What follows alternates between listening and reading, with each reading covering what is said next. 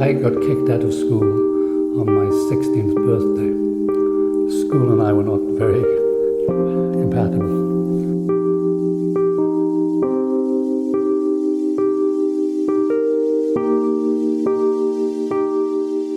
My first encounter with photography was in the Isle of Man, where I'm from, and I was in a cycling club, racing cycling club, and I had a copy of Paris Match, and I was flicking through the pages to get to the pictures of the Tour de France, and I came across a photograph by Henri Cartier-Bresson, which is the boy with 2 bottles of wine, Rue de Mouffetard, 1954.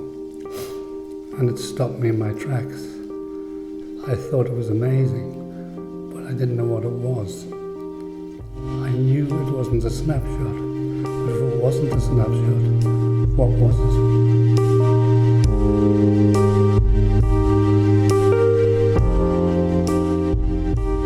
At that time, I was a trainee hotel manager in the only 5-star hotel in the Isle of Man.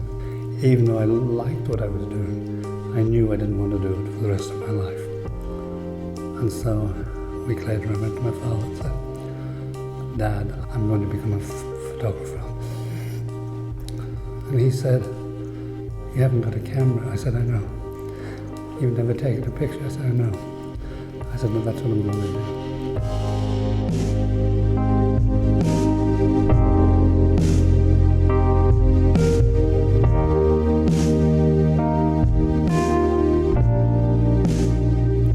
My father was a profound influence on me. I was one summer night, I was standing in, my father's pub was enormous, at 4 bars. It was a beautiful evening, and there were some people standing at the bar drinking. This man came through the door, who was black. And my father said, good evening, sir. And he came to the bar, and the man standing at the bar said to my father, if you serve him in here, I'm leaving forever. My father looked at the man, took his beer, poured it down the sink, went to the till, gave him the money, and said, good night. I was back in the bar a month later, and the man whose drink my father poured down the sink came in and said, is your father in?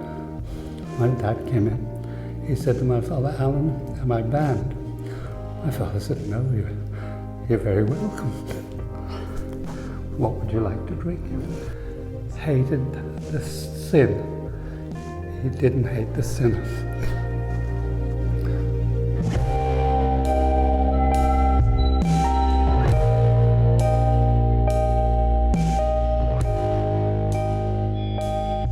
It was 68 to 69. I was in New York preparing for a job, and I'd not been to New York before. And I went to the Museum of Modern Art. What really impressed me was the permanent collection on the history of photography. I used to go there every day and look at the permanent collection. And it just amazed me how good it was. I realized you didn't have to photograph for somebody else. You could take photographs for their own sake. I decided there and then I was going to photograph for its own sake. And I rang my father from New York. I said, can I come home to the Isle of Man and work for you in the pub at night? Because I want to photograph them in the Isle of Man.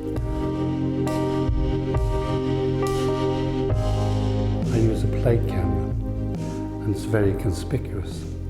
And I have a pistol grip, so I can trigger the shutter with my thumb. So when I'm standing looking at you, I'm talking to you, and I've got my hand on my pistol grip, and we're chatting. You don't know if and when I'm going to take a picture, nor do I. It's quite silent, and I don't bring the camera up to my eye. Well, often in a situation, it's the intensity of the moment, and I spend a lot of time with people or communities, so I can become part of the furniture.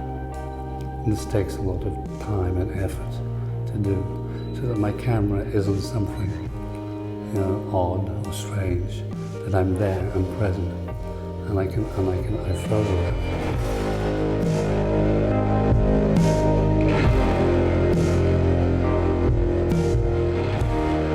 I try not to be cynical. I try not to be. I'm not interested in being cynical. I'm interested in being empathetic.